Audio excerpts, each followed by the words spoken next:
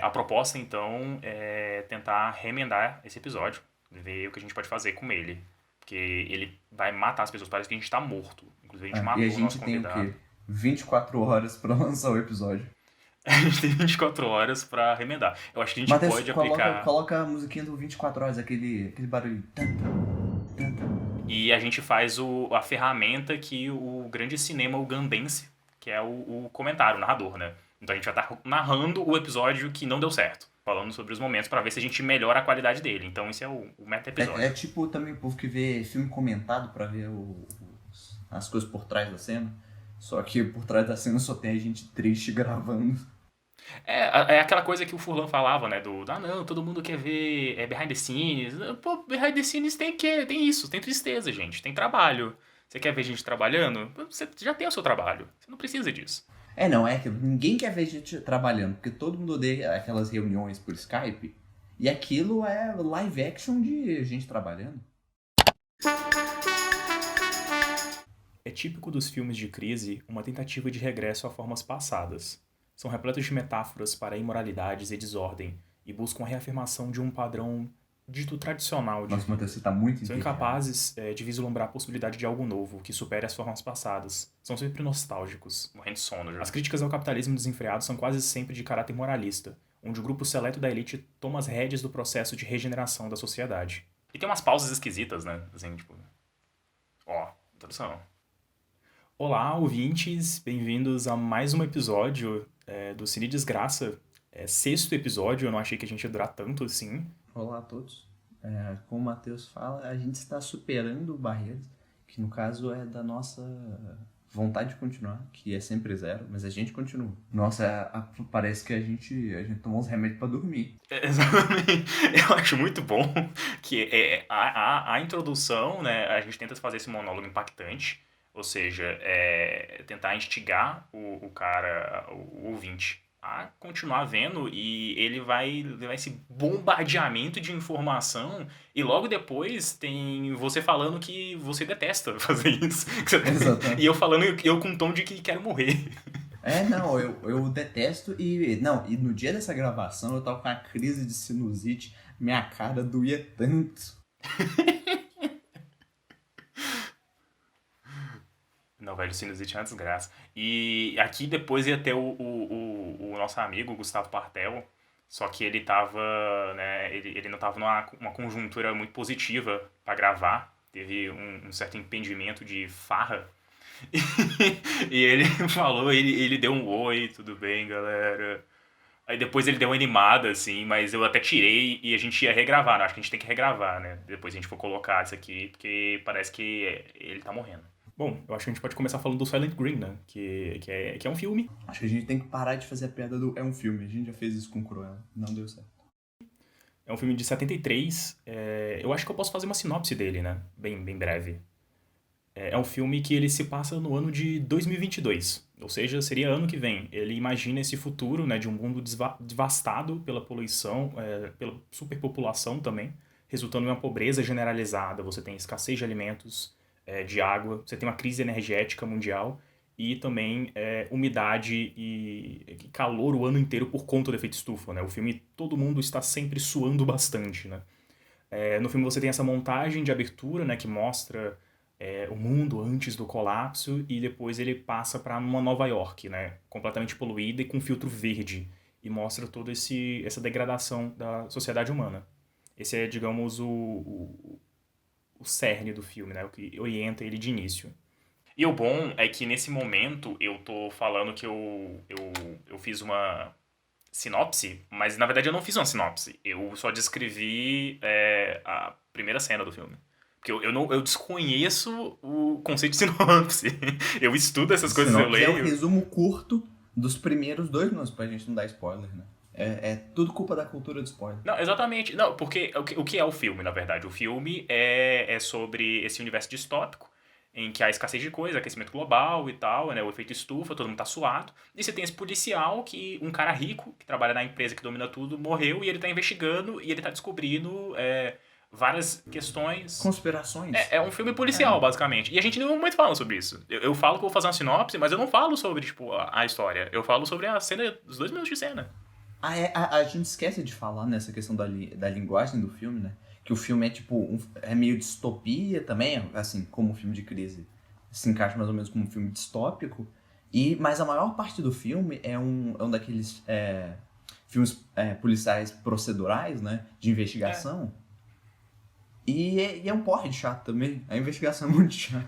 assim, é porque, tipo, nada leva a lugar nenhum, na verdade. Na verdade, é uma investigação e o protagonista não descobre quase nada, né? As coisas vão acontecendo até ele, a conspiração vai se desenrolando até ele ir lá pra fábrica. Até basicamente o cara lá falar pra ele o rolê, aí ele ir atrás da fábrica. Então, tipo, esse E ele aspecto começa a do. ser perseguido e Ele tal. começa a ser perseguido. Mas, assim, o aspecto da investigação do filme é realmente bem fraco. Acho que é por isso que a gente não chega a falar, mas ele é um filme de investigação, né? Eu acho que seria importante, se eu me proponho a fazer uma sinopse, eu fazer uma sinopse. Eu acho que contextualizar o Silent Green é muito importante, porque o cinema de crise ele está muito conectado ao seu momento histórico, né? Assim, se você parar pra pensar, o Silent Green ele tá inserido num momento de crise de legitimidade americana. Você tem revelado em 71 os Pentagon Papers, né? Onde foi possível ver todas as injustiças e manipulações que o governo americano encobriu durante a Guerra do Vietnã. Você tem o escândalo de Watergate, que vemos mais uma vez essa decadência da democracia americana, isso acontecendo em 72. E no mesmo ano do filme, em 73, a gente tem o segundo choque do petróleo, que mostra ao mundo a fragilidade da dependência do carbono de nossa civilização. Então, o filme está inserido nesse contexto, né? De crise sistêmica. Então, ele acaba refletindo, de certa forma, certas ansiedades de sua época. O filme ele é baseado num livro, mas o livro anterior é de 66, mas o filme ele tem muitas mudanças que eu acho que ele refletem bem essas questões. Uma das questões também que o livro principalmente fala, o livro é focado na questão de superpopulação. E nesse período tem um foco muito grande no controle de natalidade dos países do terceiro mundo, principalmente, que nessa época surge a teoria neomalthusiana, em que o grande problema do mundo é que tem pobre demais e os pobres vão acabar com o planeta. É basicamente isso. Basicamente, você tem sempre, recai, né, nesses momentos de crise, uma vertente meio malthusiana, né, que a culpa vai para aqueles indivíduos periféricos, pouco civilizados, que se reproduzem muito, né, e eles vão consumir todos os recursos do planeta. E nunca se trata de uma crítica, por exemplo, ao sistema insustentável, né, que a gente vive. Então é meio comum desse tipo de gênero de filme, digamos assim. Sim. E essa reação se tornou muito popular nos anos 70, né? Em 72 tem o estudo do Clube de Roma, dos limites do crescimento, que surge isso. E também tem a popularização de várias políticas de controle da natalidade em países mais pobres. E aí tem várias políticas. Eu não sei exatamente quando surge, mas assim, os precursores das políticas de filho único e outras formas de controle de natalidade surgem nessa época. E isso fica no imaginário do. É aquilo, é um filme americano, né? E então vem aquele negócio do cara americano que vê a National Geographic e vê aquele pobre com um monte de gente na família e pensa, nossa, o mundo vai acabar por causa disso. Tem gente demais. É importante pensar assim, né, que essa crítica inspirada no malthusianismo, ela é sempre voltada na questão da quantidade, né, por exemplo, do número de pessoas, do crescimento da população, né, como vocês falaram assim, de o excesso de pobres, mas nunca na qualidade de vida, né, no modo de vida que os seres humanos têm, principalmente nos países industrializados. Isso fica bem evidente nesse tipo de peça de entretenimento, né, que a gente vê dessa época. Até porque se você partir para essa narrativa, você vai questionar a própria estrutura, né? A forma de viver, né? Do nosso sistema internacional. Então, acho que o caminho mais fácil é fazer essa crítica quantitativa e que geralmente é mais imediata, né? E por ser imediata, ela é reacionária, né? É uma reação, digamos assim. Mas eu acho que um problema também desse episódio é que essa parte aqui que eu me lembro, é basicamente a gente falando da questão do neomalthusianismo, né? É basicamente seguindo aquela estrutura do nosso roteiro, né? Que as pessoas não sabem, mas apesar de às vezes dar esses problemas, ele é roteirizado, né? Ele tem essas temáticas. O É, problema é que a não, gente meio que. a gente sempre referencia o roteiro de alguma forma, que toda hora a gente fala, a gente vai falar isso mais à frente, né? Ah, sim, sim. E as coisas. Porque é aquilo, a gente também tem um negócio de que tem que estar tudo seguindo o roteiro de um jeito. Assim, a gente pode até falar e depois a gente se perde de algum jeito, mas logo depois tem que voltar pro roteiro. Exatamente. A gente tem uma coisa muito metódica com isso e a gente não sabe balancear. Eu acho que o Mini Desgraça é bom porque lá a gente só fala, ó, a gente tem esse tema, vamos falar sobre ele. Aí o Matheus corta 40 minutos de coisa aleatória que a gente Exato, fala. mas eu acho que é um processo criativo mais interessante do que esses em alguns aspectos, porque a conversa flui melhor. Eu acho que a nossa dicção no Mini Desgraça é até melhor, porque é uma conversa mais casual, enquanto que é uma coisa mais metódica e tal. Nós estamos querendo realmente, tipo... A gente tem um roteiro pronto, com bastante pesquisa. Cada um lê aqui pelo menos uns 6 textos, não sei quantos livros. A gente vai atrás. E não sei, a gente quer fingir que tem propriedade. E é muito interessante que eu acho que essa reação ela também representa, né? Você vai ter autores, por exemplo, como Vijay Prashad, que vão argumentar que essa reação ela também é uma reação do centro colonial às revoluções de independência. Então ocorre nesse período uma intensificação do processo de reorganização de um sistema centro-periferia que estava sendo atacado, né? Você tem esse processo de dependências e você tem miríades de países se tornando independentes e buscando, né, o seu espaço no sistema internacional. Então, faz muito sentido você ter na cultura um reflexo reacionário contra essa alternativa de um sistema internacional não tão pautado na lógica de centro e periferia. E eu acho que isso é evidente até no próprio choque do petróleo que acontece em 73, que tem muito esse elemento, né? Então, eu acho que isso conecta, né, a todo esse imaginário reacionário do cinema de crise, né, da cultura a respeito da crise. Um outro elemento relevante, eu acho que para esse filme, é a própria Conferência de Estocolmo, né, de 72, que eu acho que o Gustavo ele pode falar melhor a respeito das questões ambientais que o filme acaba abordando. Aqui, ó, a gente já falou de não-malthusianismo, agora a gente está falando sobre conjuntura internacional. Porque esse é o momento que eu estou fazendo o gancho pro Partel falar dos encontros internacionais a respeito do meio ambiente. Aí eu tô comentando sobre... Do Estocolmo e tal. A gente vai falar do Clube de Roma depois. Eu acho que é nesse momento aqui que você fala sobre o Clube de Roma. E aqui eu tô falando sobre o Vijay Prashad, né, que é esse autor que ele fala sobre questões de geopolítica. Então eu tô dando esse gancho pra não ficar muito esquisita essa transição, né, do neomalthusianismo. Mas ainda assim, a gente tá falando sobre dois temas que só por eles dão bastante coisa. E esse filme ele não é muito focado especificamente em nenhum deles. Ele aborda tangencialmente, né? Esse que é o ponto. Esse filme, ele não é focado direito em nada. A gente que fica extrapolando os filmes que a gente vê. É igual... Não, se a gente não extrapolasse, não ia ter episódio sobre o Crow. Senão a gente ia ser 2 horas de discussão de cachorro de 6 Ah, basicamente. Não, mas assim, é aquilo. A gente vai realmente construindo a crítica a partir da questão cultural, social, né? A partir disso, né? Do contexto desse filme. Sim, porque toda obra tem a sua contextualização. Eu acho que, por exemplo, existiriam filmes mais interessantes para abordar sobre neomalthusianismo do que esse, até porque ele não aborda tanto. Mas é um tema que é relevante. Mas eu acho que esse é um ponto interessante, eu acho que desse episódio pro futuro, é não abordar temas tão grandes e vários deles. Peraí que os cachorros estão loucos aqui na rua. Vou fechar essa janela. Esse é outro problema do episódio, do podcast. É a cadeira, né, que eu acabei de sentar nela aqui.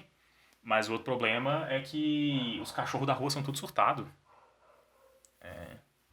Não, isso que a gente grava... A gente geralmente grava à noite, porque é mais tranquilo, né? Não. De dia é impossível. A gente tava regravando aqui porque nós só temos 24 horas.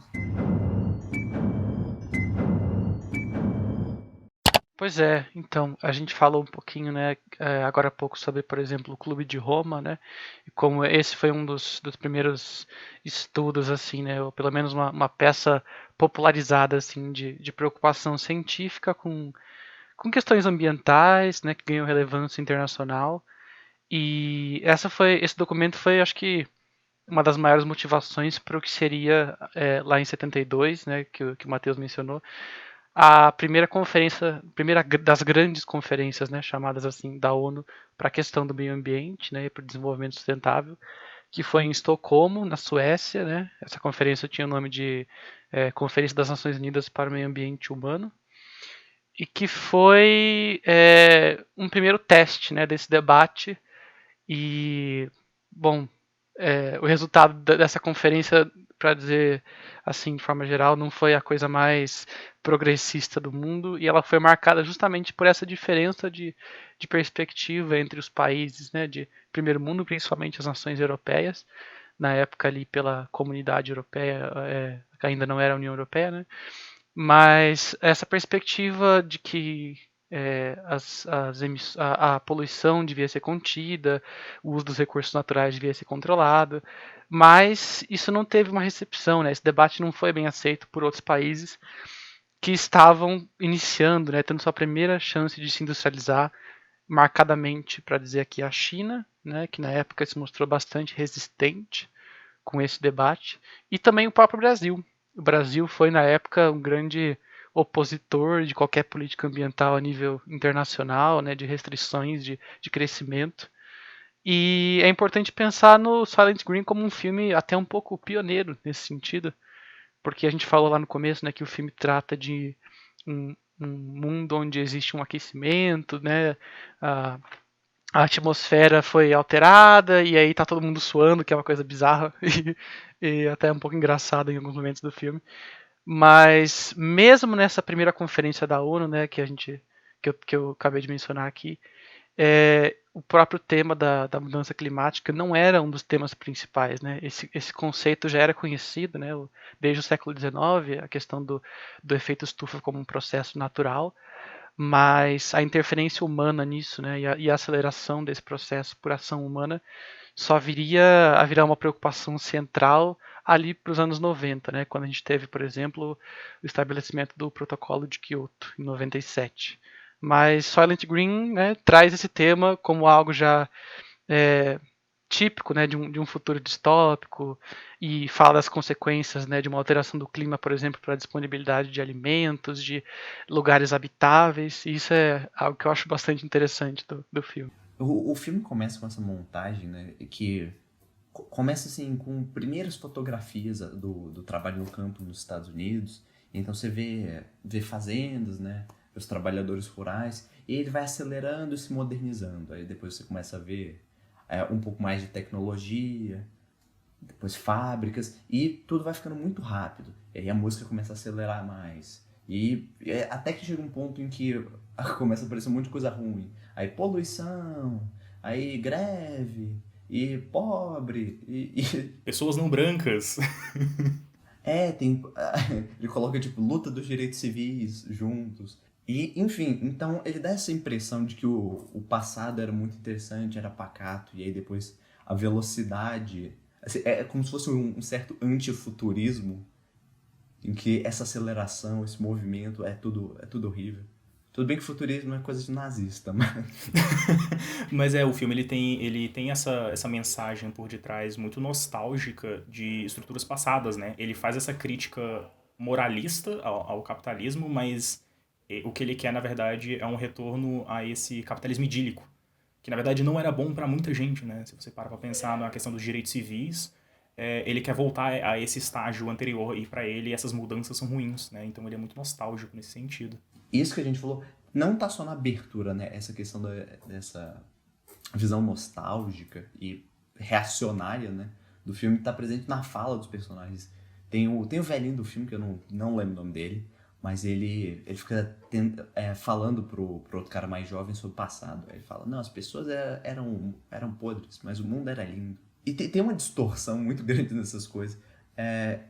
Mas é aquilo, o foco do filme é tentar falar de uma questão ambiental, mas ele esquece também todos os avanços sociais que foram acontecendo ao longo do tempo e a importância disso. Eu acho que se eu fosse selecionar um tema para esse episódio do que eu editei seria nostalgia, cinema de crise e nostalgia reacionária. Porque eu acho que esse é um tema que volta sempre assim durante o episódio, mas a gente nunca explora muito, a gente sempre repete mais ou menos isso aqui que você acabou de falar, né? Do personagem sempre falar, no passado era bom e tal. Sim, sim. Acaba que esse é um tema que a gente sempre entra também em outros episódios. Assim, lógico que de forma diferente. É sempre meio que a síndrome de Rambo. Ah, sim.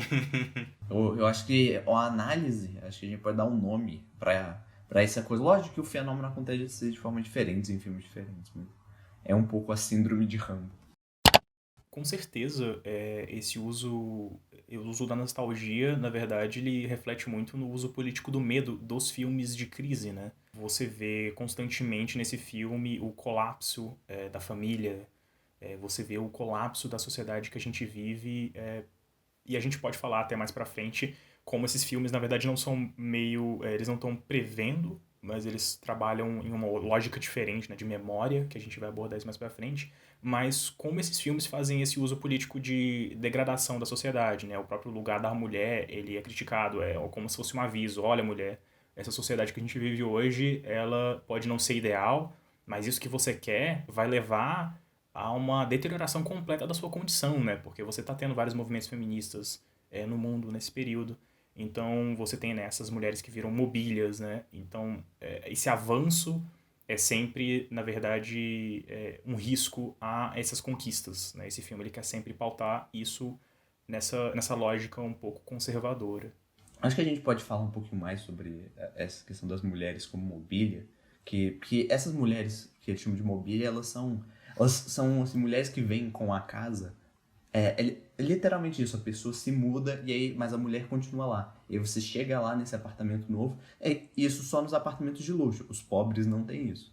Dá pra falar que elas são prostitutas, mas elas também têm uma questão, elas geram uma dependência afetiva dos homens. Eu acho que as dificuldades de socialização desse mundo distópico acabam fazendo isso. Só que o filme ele aborda isso muito mal, ele acaba fetichizando essas mulheres do filme. E aí parece muito os filmes de exploitation dos anos 70 e uma estética de femme fatale. Não, com certeza esse é um elemento pontual. E eu acho interessante, né, que é uma sociedade pré-digitalização, assim, e as pessoas são tão alienadas, né? Elas estão jogadas nas escadas, mas em nenhum momento as pessoas elas começam a se articular e buscar se organizar, né? Eu acho que o filme ele é incapaz de ver que as pessoas elas não vão simplesmente ficar jogadas no campus da cidade, assim, e não fazer nada, né? A família é deteriorada, né? Então as pessoas elas não vão buscar relações sociais e preencher essas coisas, não. Apenas é nesses condomínios de luxo que você vai ter essa relação desigual e esquisita, né? Das mulheres, das mobílias e tal, e enquanto no resto as pessoas elas só são gado mesmo. Como gancho, né, nisso que eu falei que as pessoas é como se elas fossem gado, o filme ele aborda uma questão da própria comoditização do ser humano, né? A gente tem o exemplo das mobílias, mas o grande plot twist do filme é que o Soylent Green, que é a comida que as pessoas comem, são feitos de pessoas. As pessoas elas estão praticando um canibalismo. Isso me lembra muito. Sem saber. Exato, sem saber. Isso me lembra muito, na verdade, algo que o próprio Thomas More chegou a falar. O Thomas More ele retratava durante o processo histórico, né, o processo histórico de cercamento dos campos, das terras comuns inglesas, que as ovelhas se tornaram carnívoras. Elas devoravam as pessoas. E ele se questionava, né, como um animal tão dócil poderia ser capaz de tal coisa. Na verdade, o que ele está falando é como o processo da industrialização inglesa removia a capacidade de subsistência das pessoas, elas passavam fome e morriam, né? E no lugar delas cuidavam-se de ovelhas. Então, esse uso, né, do consumo da carne humana é um tropo muito recorrente para ilustrar o consumo da vida humana pelo capitalismo, né? Você tem desde o início da industrialização, né, no caso do Thomas More falando, do cercamento dos campos e da industrialização inglesa, ou mesmo da escravidão transatlântica, né, que fala como o consumo, né, da carne dos escravos é um tema recorrente na literatura, e esse é um tema sempre que retorna. O filme ele acaba retratando de maneira similar como o sistema econômico estava canibalizando o homem. Ainda assim, o filme ele é incapaz de articular uma superação disso, né? E então ele sempre acaba retornando a essa lógica catastrófica e nostálgica. Mas é muito interessante como o filme aborda essa questão da comoditização e como isso é um tropo muito comum em crítica, em análise do sistema capitalista e o consumo da vida humana. O filme perde um pouco, né, desse impulso de trazer essa crítica e tal, porque ele termina quando o protagonista descobre, ou pelo menos torna público, esse esquema todo, né, de que o tal do Silent Green era feito de pessoas, mas não se propõe, por exemplo, a propor um final que envolvesse, sei lá, uma consequência, né, dessa descoberta para o sistema que eles estavam vivendo, ou alguma mudança, né, do status quo que tinha sido configurado ali. Inclusive, o destino do próprio protagonista fica meio incerto e quem sabe ele só não foi considerado como um doido varrido que estava inventando lorota. Na verdade, estamos falando, né, pontuando certas críticas, mas apesar do John Paul falar que ele é um filme velho e ruim, eu até gostei dele em alguns pontos. Eu acho que ele é um filme interessante. Ele tem cenas, momentos bem peculiares e tal. E eu gostei. Eu provavelmente reveria ele no futuro. Eu acho que ele é interessante pra tratar de algumas temáticas. Mas assim, do ponto de vista de linguagem cinematográfica, ele é horrível. Ele realmente parece um filme exploitation. E o design de produção é meio tosco, tá? Ah, não, com certeza. Ele é um filme, na verdade, que ele não existia, né? O próprio blockbuster, né? Uma coisa que vai ser desenvolvida depois. Mas ele é um filme muito mais popular, mais pop. Ele não... Sim. E a gente vai explicar isso também. A ideia de. Ele pode ser considerado, né, um filme de ficção científica. E a ficção científica ainda era muito mal vista naquela época. Então apesar de não existir o blockbuster moderno, ainda assim ele é aquele filme de estúdio característico que tem que agradar boa parte do público. Acho que particularmente também gostei do filme como uma ideia geral, assim.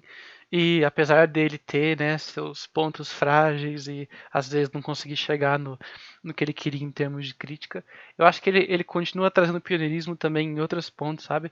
Por exemplo, acho que uma das cenas mais interessantes assim que o filme traz é a questão do suicídio assistido do personagem, né, que é como se fosse um parceiro do protagonista, né, que lembrei o nome dele agora, é o Saul Roth. Que é justamente a ideia de que o mundo está todo destruído, que não existe mais a natureza, né? A gente falou que ele falou, as pessoas eram ruins, mas o mundo era lindo. E aí justamente existe um serviço nessa sociedade para as pessoas escolherem a música favorita delas, uma seleção de imagens do mundo como era antes desse caos todo. E aí esse personagem escolhe, né, terminar a vida dele depois de descobrir a origem do Silent Green. E eu acho que esse é um tema um pouco novo, né, para a época, ou pelo menos é, provavelmente um pouco de tabu, né, até hoje é. Com certeza. E é engraçado, é o grande ciclo dele, de que ele descobre isso e depois ele vira Silent Green, né?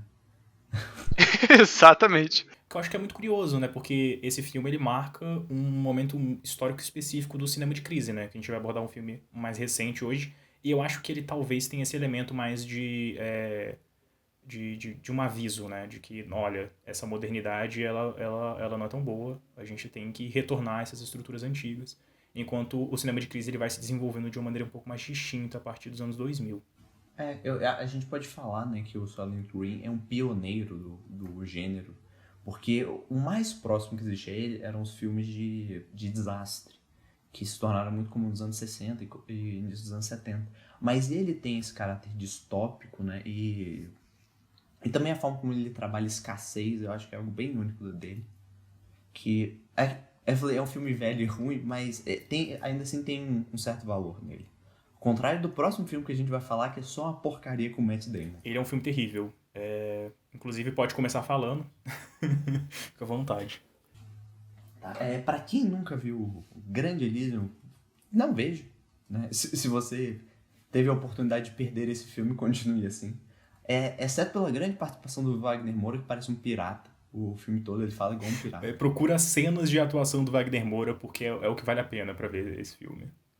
Assim igual Silent Green, é um filme que tenta falar de um monte de temas relevantes. Só que os temas relevantes só estão nos primeiros 20 minutos do filme. E como que funciona? Os ricos eles foram para essa colônia no espaço, que em forma de rosquinha. Touros. Que é... Não, rosquinha é uma... Não, é toroide. É um toroide, o termo em português. Né? Que eles estão nessa rosquinha e a Terra está horrível. Tem lá favelização, desertificação, as pessoas pobres cada vez mais... o de cima sobe, de baixo desce. E é isso, aí você tem esse personagem do Matt Damon... E aí também tem... A gente vai explicar os temas do filme, mas ele é um cara que tem um trabalho ruim, ele estava envolvido com os crimes, e o próprio diretor ele fala, o tema do filme é a desigualdade, então por isso que o rico vive na rosquinha e o pobre vive na terra, E é do mesmo diretor do Distrito 9, né? Distrito 9 e o Chappie. Que ele tenta falar muito sobre desigualdade, só que esse é o filme que ele fala mais mal. Ele não sabe falar nesse filme. E a ideia da rosquinha é baseada na ideia da toroide de Stanford, que é tipo uma peta, aquelas petas redondinhas, que fica no espaço, que era um projeto de colônias espaciais, que a NASA estava pedindo alguns projetos conceituais, acho que em 75. Era um concurso quase que de design também, de como que nós poderíamos habitar a Terra de fora. E quem diria que agora teríamos bilionários que realmente querem viver em rosquinhas em Marte. E porque, na verdade, eles não possuem nenhuma visão de futuro, né? Na verdade, para a civilização humana, o único plano deles é fugir. Deus, por favor, termine esse episódio logo. Os apoiadores vão matar a gente porque a gente não postou. Eles vão roubar nosso dinheiro. Que não é nosso, é deles. Mas eles vão roubar mesmo assim. A gente nem tem mais 24 horas. Eu acho que a gente pode explicar um pouco o contexto histórico desse filme. Porque apesar dele ser um filme ruim, a gente vai falar das coisas que são mais interessantes. Eu acho que esse filme ele tem certos paralelos com o Soylent Green, em se tratar de um filme que ele é um filme de crise, né? Ele está dentro desse gênero que a gente estabeleceu, né? Desse grupo de filmes. E ele tá no pós-crise de 2008, né? A crise do subprime, bem como o Soylent Green, ele está no pós-primeiro choque do petróleo. E você tem, por exemplo, o Nixon Shock, né, que acontece em 71, né, que para quem não é familiarizado é o fim do sistema de Bretton Woods, né, que o dólar não é mais lastreado pelo ouro e ele passa a ser uma moeda fiduciária. Enfim, esse filme ele possui esse contexto de crise de legitimidade nos Estados Unidos. Você tem, em 2013 mesmo, você tem um whistleblowing do Snowden, né, falando como várias corporações estavam espionando as pessoas. Você tem o WikiLeaks. Então, ele também tem esses paralelos de uma crise de legitimidade nos Estados Unidos. Mas, diferente do Soylent Green, esses filmes, mais ou menos desse período, eles não são tanto filmes que buscam ser presságios de um futuro catastrófico, mas eles operam em uma lógica diferente, né? Eles operam em uma lógica de fim, né? De que a gente já vive nesse colapso, de que a gente já vive nesse fim. O filme ele não aborda isso diretamente, mas a proeminência desse cinema de crise e a forma como esses temas são trabalhados em geral deixa isso muito mais claro. Mas se você quiser falar mais de outros contextos, né, do Elysium, que são coisas mais recentes. Temos a... Assim, o filme também tem essa questão, né? Os ricos estão lá em cima, os pobres estão lá embaixo. E ele fala muito sobre... É uma analogia bem clara. A questão, por exemplo, dos refugiados que tentam atravessar a fronteira dos Estados Unidos, né? E eles são impedidos. O pobre ele vai lá com a navezinha do Wagner Moura. E aí eles tentam chegar lá e eles são sempre barrados, matam eles e tal. É muito claro a questão também do muro, né? Que existe entre a fronteira, que é muito importante lembrar que o povo fala que é o muro do Trump, né? Mas o Bush e o Obama fizeram a maior parte, né? O próprio Obama falou, acho que em 2012, que o muro já estava praticamente pronto, que ele tinha mais de 1.000 quilômetros. E aí, só que o filme ele tem a questão que, lá em cima, na rosquinha, você tem assim, a saúde, você tem equipamentos que fazem com que as pessoas não morram nunca. Aí tem as pessoas que querem ir lá meio que um turismo hospitalar para elas poderem se curar das doenças, só que elas não podem, aí elas são assassinadas. Não, que eu acho que é uma outra crise, né? Que é a crise médica americana, que o filme acaba também estando inserido, né? Porque essa questão do turismo hospitalar é uma coisa proeminente já nessa época nos Estados Unidos, né? Que era americanos passando para a fronteira do Canadá ou indo para outros países que possuem um sistema de saúde, eles chamam de socializado, né? E então esse filme ele tem esse elemento, né, das máquinas que curam todas as doenças e essas pessoas que querem atravessar essa fronteira, né, ir para o espaço, ir na nave e chegar lá basicamente só para ter acesso a essa questão muito básica que é esse acesso à saúde.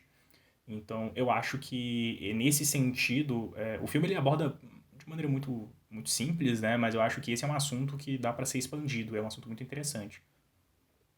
Inclusive, essa questão da fronteira ela acaba sendo trabalhada de outra forma, que é a questão da, basicamente, américo-latinização dos Estados Unidos, né? Acho que o filme ele tem uma certa ansiedade em que o filme se passa em Los Angeles, eu não tenho certeza, eu sei que é na Califórnia. Mas e é completamente dominado por pessoas hispânicas e é um caos urbano e é terrível. E inclusive o Matt Damon, na verdade, ele é uma pessoa hispânica, que é algo que alguém pode falar aí se quiser depois.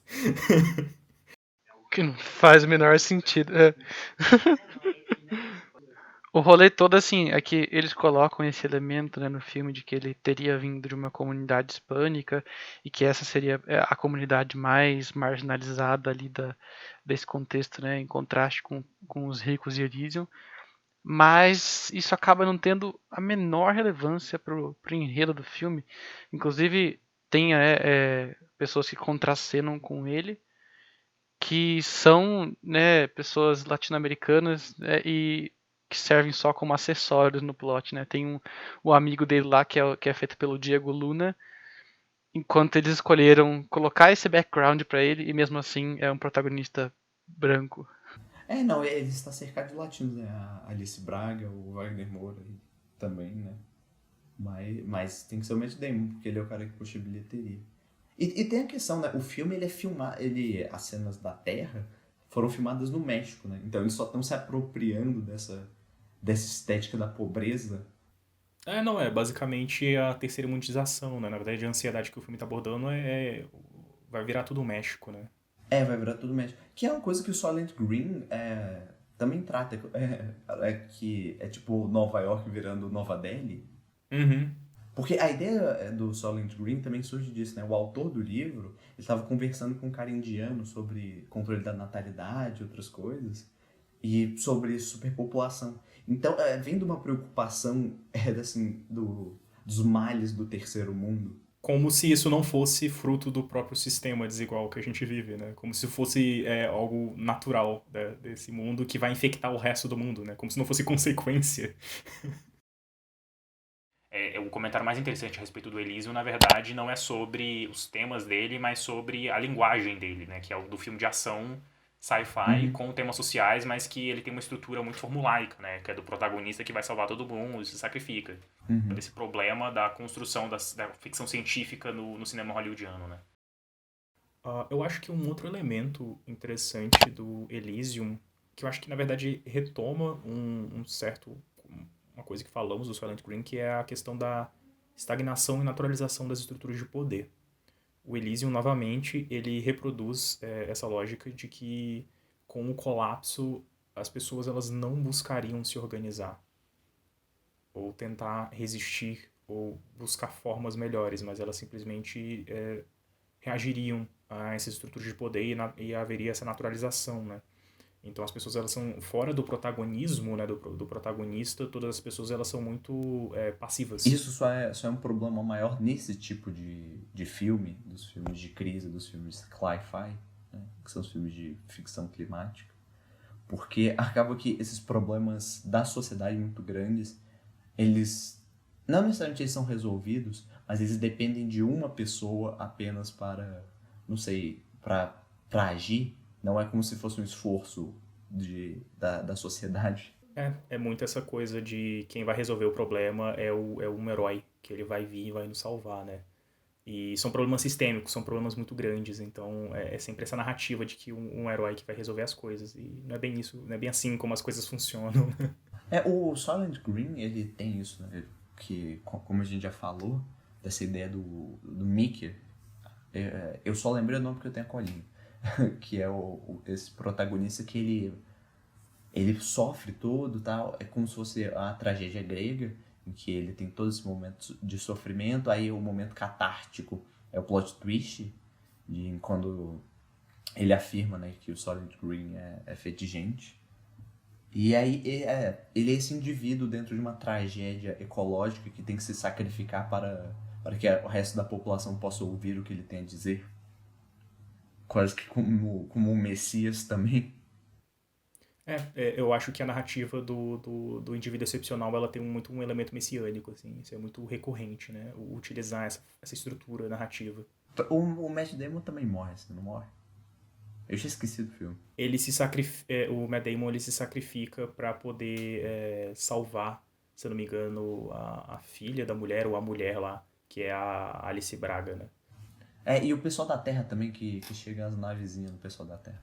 Então, e tem esse elemento, né? Vale lembrar que o Elysium, ele inicialmente tem essa coisa de uma crítica a um problema sistêmico, estrutural, mas ele só se desenvolve depois como um filme de ação genérico, né? Você poderia até falar de certas críticas à robotização, né? À inteligência artificial, que poderia ser abordado no filme, mas não se desenvolve muito. Acaba se desenvolvendo um pouco melhor no Chap depois, né? Sim.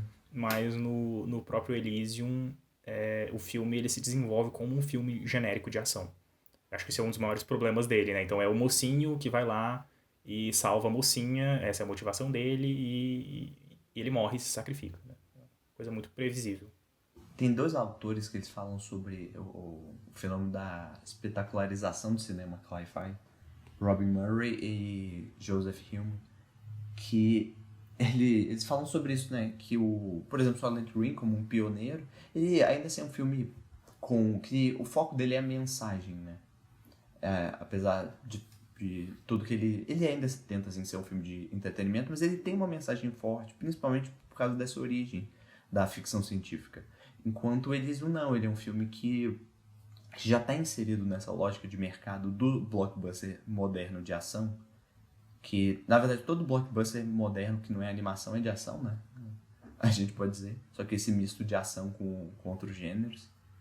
E eles focam muito também nos efeitos especiais. É isso, é a forma de tentar criar algo dentro desse modelo de espetáculo.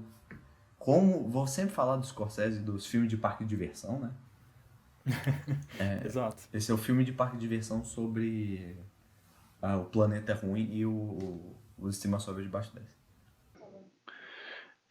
Uma coisa interessante assim de Elysium, né, que até a gente consegue fazer um paralelo com o que a gente está vendo hoje, né? Acho que no começo do episódio a gente fala um pouquinho sobre esses bilionários que estão querendo fazer aí suas explorações espaciais, porque no Elysium a gente tem justamente essa questão de uma iniciativa privada, né? São pessoas ali que claramente que têm poder por causa da riqueza deles, e, e a gente tem essa transferência, né? Dessa questão da, da colonização do espaço por entidades privadas, né? E a prioridade nunca é construir, né, uma sociedade mais sustentável, né, aqui na Terra, onde a gente já está alocado e onde a gente já tem acesso a todos os nossos recursos.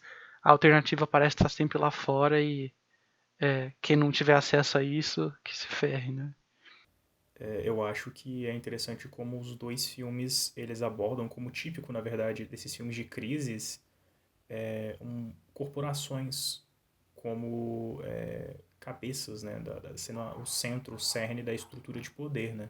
E eu acho muito fascinante como esses filmes eles conseguem ter esse elemento e não fazer uma crítica sistêmica à economia, né, que a gente vive.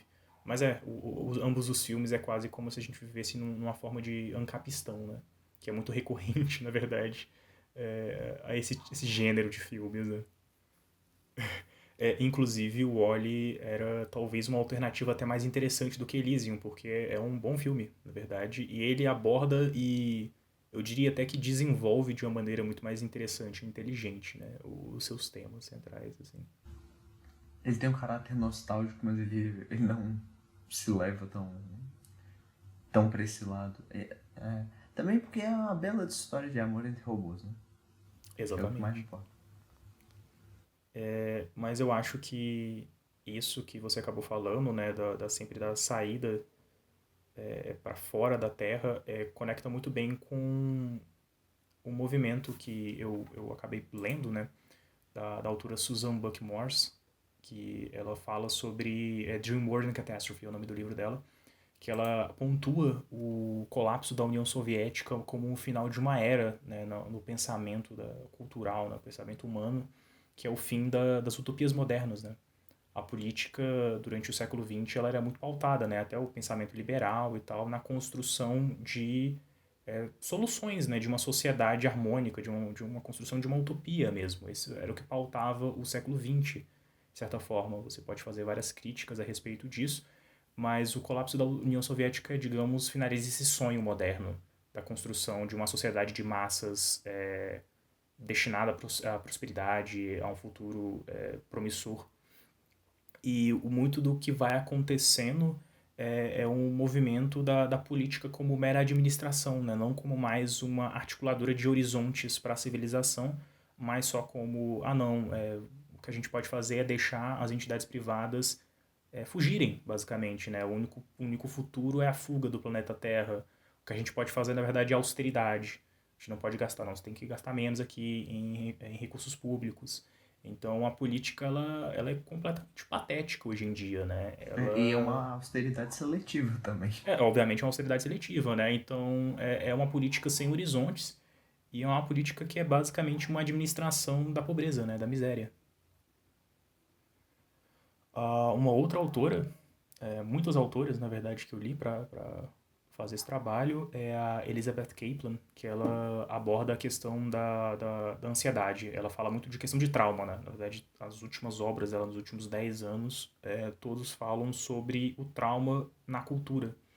E ela enxerga nesses filmes de crises, nesses filmes de catástrofes, na verdade, ela diagnostica uma sociedade coletivamente em um transtorno pré-traumático. Diferente do pós-traumático, nós temos esses filmes e essa literatura que não opera como um presságio de um futuro catastrófico, mas como memórias de um futuro, né? Nós vivemos ansiosos, nós vivemos congelados, sem saber o que fazer, né? A respeito desse futuro que está se aproximando e a gente já tem, já na verdade, na TV, nos filmes, o vislumbre do que na verdade, de certa forma, já está acontecendo, está começando a acontecer. Ela até chega a argumentar que, na verdade, nós já vivemos o fim do mundo, nesse sentido, né? De que a gente só está esperando acontecer realmente a catástrofe. Sim.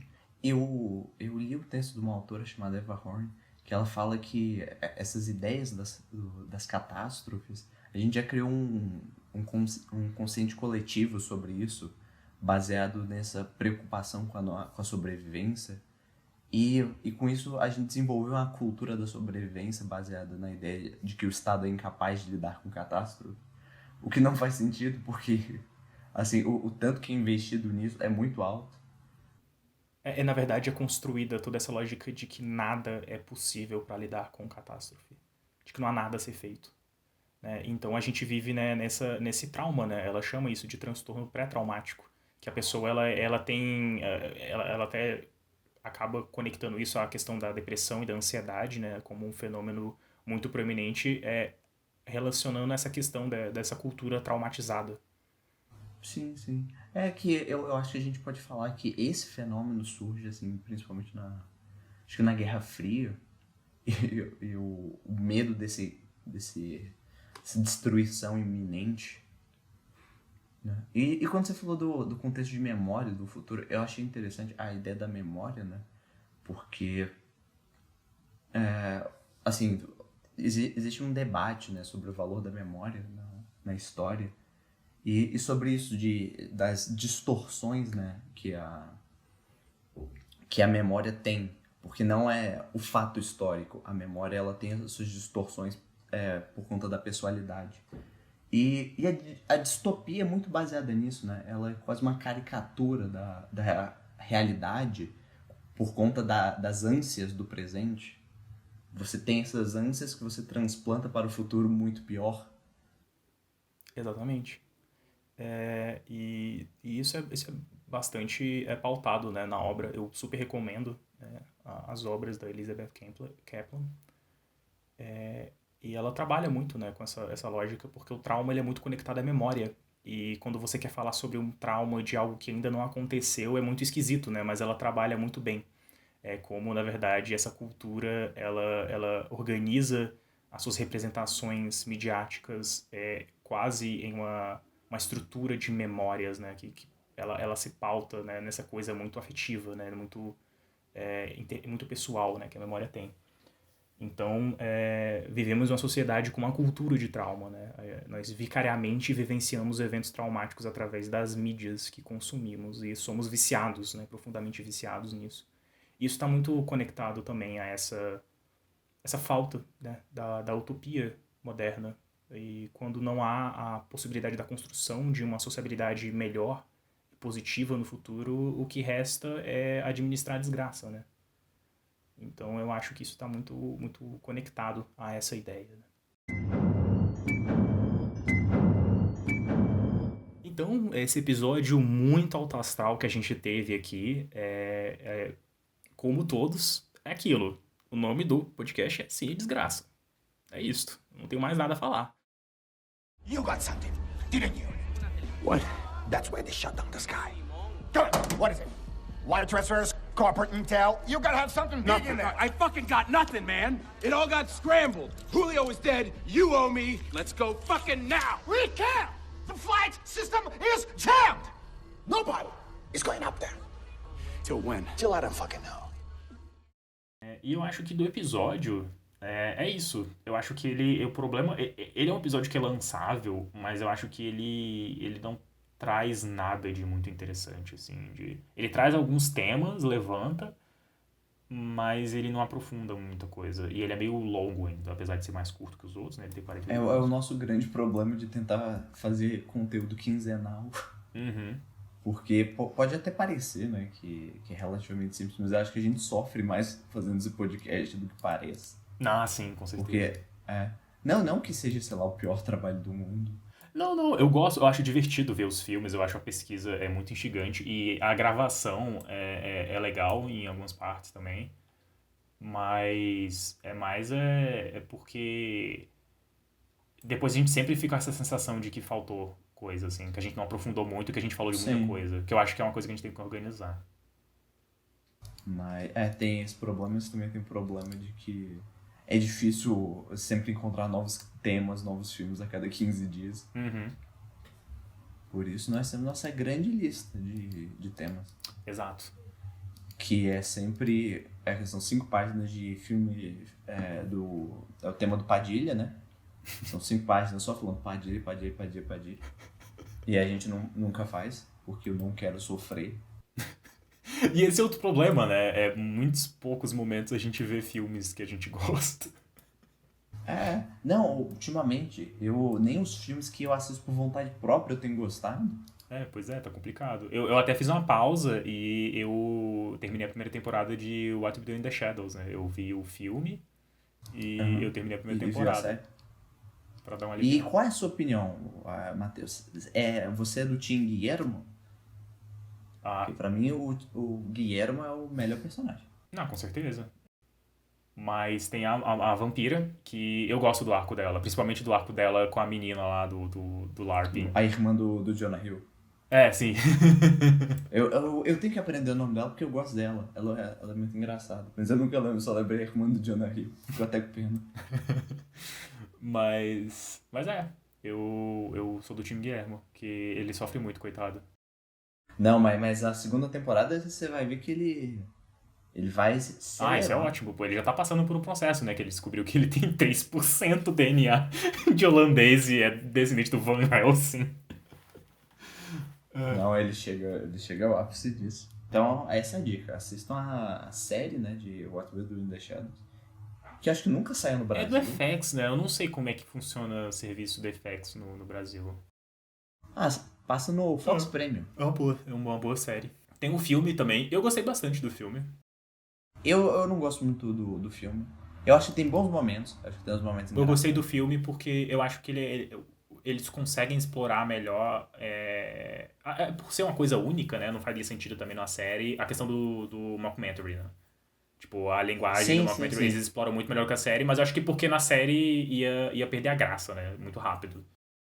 A série tem essa questão de que você precisa focar muito na continuidade. E na continuidade. Enquanto no filme eles fazem várias piadas, né, típicas de mockumentary que eu acho bem legais, assim.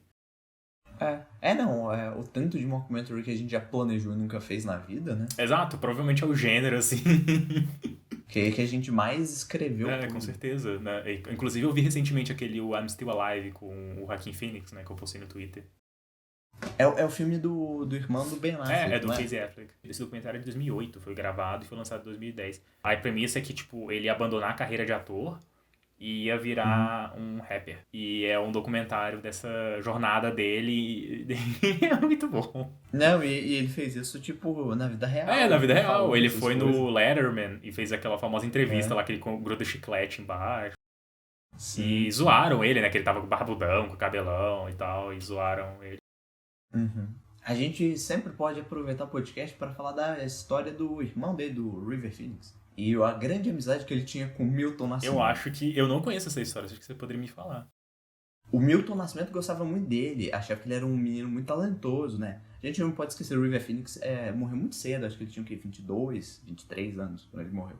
Mas ele era um ator mirim desde muito jovem, lá no filme o Sempre ao Seu Lado, não é? Eu não sei, Sempre ao Seu Lado é filme de cachorro. É o filme do cachorro. Não, então não é filme de cachorro, ele não é cachorro no filme. Não, é o Stand By Me. Enfim, tem esse filme. Aí o River Phoenix é um ator mirim, muito talentoso e tal, ele começou a fazer uns papéis mais sérios. E o Milton Nascimento ficou encantado e fez uma música em homenagem a ele. Até que, no momento, o River Phoenix descobriu a música e ficou encantado com quem? Milton Nascimento. E aí ele resolveu vir aqui no Brasil, passar um tempo na chácara do Milton Nascimento. E eles eram brothers. Ia lá, passava um tempo, né? Aí, depois, quando morreu, o Milton com certeza ficou muito triste, escreveu umas coisas sobre ele.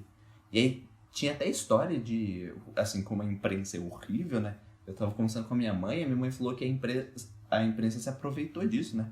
Pra falar que o Milton Nascimento tava se envolvendo com o menino. Meu Deus, velho. Uns negócios. É que o Milton Nascimento é o maior amorzinho da música brasileira. É um cara que você só vê bondade e fofura nele. A gente tem que parar de falar de filme, Matheus, a gente tem que falar das pessoas legais da música. A gente pode falar do Milton Nascimento no filme do Fritz Caraldo, né? Caraldo. Aquele filme do barco na Amazônia. Ah, sim, tô ligado. Milton Nascimento tá nesse filme. Olha só. Ele é a lanterninha do Teatro Municipal lá de Manaus. É isso, a gente tem que fazer o podcast dedicado a pessoas da música no cinema. Que são muito mais legais do que as pessoas do cinema no cinema, né? Só ver o Casey Affleck. Exatamente. Sabe uma coisa interessante que eu descobri? Você lembra no Zack Code, Matheus? Do cara que era lá do hotel? O Mosby. E a grande questão de eu descobrir da carreira dele, que ele tá em filmes fantásticos, né, Matheus? Como Beverly Hills Chihuahua 2. É verdade. E hoje em dia ele é um diretor de sitcoms. Olha só. Inclusive, ele estava para dirigir 2 episódios da série de iCarly, do Revival, que eu assisti. E é ruim, mas não é muito ruim. Podia ser pior. Justo. É porque, assim, iCarly era divertido pra época, né? Diferente de Drake e Josh, que eu acho que eu sempre gostei mais, na verdade. Drake e Josh era superior. Kenan e Kel... aí vai ter a grande discussão se Kenan e Kel é melhor que Drake e Josh. E eu acho que qualquer opinião está certa. Porque eu aceito qualquer pessoa falar que Kenan e Kel é melhor, mesmo eu gostando mais de Drake e Josh. Sim. Eu acho que é uma opinião 100% válida. É a opinião que a gente respeita. Com certeza. É verdade. Ele tá aqui, dirigiu 2 episódios de iCarly. E ele é de Uganda. Então ele, é o ciclo completo dos nossos comentários de Uganda, do podcast, e ele é de Uganda. Ele é de Uganda, verdade. Muito interessante. Então, na verdade, tudo leva a Uganda, né? Eu acho que, na verdade, a gente fez um erro nesse episódio, que a gente ia fazer um meta episódio, né? Que a gente ia primeiro gravar como consertar o episódio, mas a gente acabou só gravando, comentando em cima do processo, né? A gente antes ia fazer gravando, tipo, vamos tentar consertar esse episódio. Aí depois a gente ia gravar, vamos comentar a respeito da gente tentando e dando errado. E comentando porque deu errado. Mas eu acho que virou uma coisa diferente, que é bom também. Virou um mini desgraça dentro do Cine Desgraça. Exato. Que é um sinal de que a gente vai acabar com o podcast e vai gravar só mini desgraça. Não, eu acho que esse era um plano que eu já tinha falado, né? Então, assim, para os grandes fãs, talvez o próximo episódio demore um pouco mais pra sair, porque a gente vai se preparar mais. Exato. Pra não... Exatamente porque a gente viu que o modelo que a gente tá fazendo não é produtivo. E a gente só tá gravando os episódios assim porque precisa gravar. E a gente só fica cansado e grava uns negócios morrendo. Então a gente vai ficar no Mini Desgraça. E é bom que o Mini Desgraça permite a gente fazer essas conexões do Joaquin Phoenix. E falar do irmão dele, Arthur Mirim. E da conexão dele com o Milton Nascimento. Que coisas que seriam muito difíceis de acontecer num episódio normal. Porque lá a gente não pode falar de como o Milton Nascimento é uma pessoa maravilhosa. Por exemplo, uma coisa que a gente não fez, Matheus, a gente esqueceu de, até agora, falar do nosso convidado que participou. A gente não introduziu ele. A gente não introduziu ele. Mas eu não sei, porque a ideia era realmente, em outra ocasião, ele aparecer novamente, né? Que a gente conversou com ele e tal. Nós temos um convidado aqui, excepcional, nosso queridíssimo amigo Gustavo Partel. Por favor, se apresente. Amigo é